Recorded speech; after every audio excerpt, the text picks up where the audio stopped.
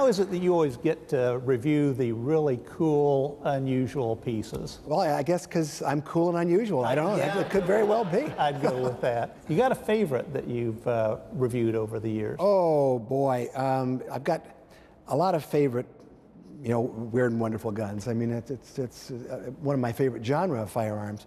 Probably one of my all-time favorites is the French Apache pistol. It was kind of a one-stop shop. It had a little pepperbox revolver in it, pinfire pepperbox revolver.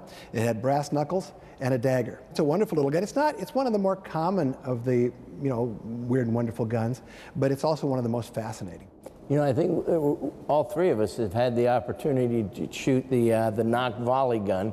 You recently published a wonderful article on it. Tell us a little bit about what it was like shooting the knock from your point of view. Well, the knock volley gun is certainly probably the weirdest gun I've ever shot. I've shot the Gyrojet and the Dardic in the past, and they're interesting, but that's a fascinating gun. It was invented by Henry Knock in England around towards the end of the 18th century, and it was a 7-shooter. But it wasn't like a revolver where they'd go off one at a time. All 7 barrels went off at once. And it was intended for use in the Royal Navy. The men would be up on the tops and be shooting when ships would come close together, or there'd be boarding parties, they'd be shooting these things at the enemy. The problem with the gun was it fired a 2.5 dram charge in each barrel. That's 70 grains of powder, and it was 52 caliber.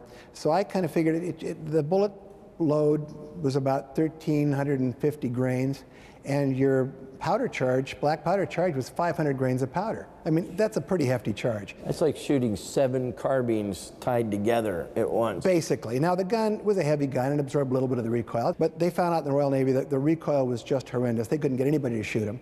Plus, the ball of fire coming out of the thing would catch the rigging on fire, so they were having problems with that.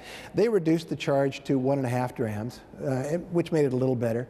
When I shoot mine, I shoot about 380 grains of powder and about 1,250 grain bullets, and that still gives you a pretty good push. It would be like a stout charge 10-gauge shotgun is about the way it feels. But it's cool because the barrels, even though they're going off one at a time, it feels like they all go off at once. So it's just a gigantic explosion and a big ball of fire, and all these balls fly out at the same time. It's wonderful.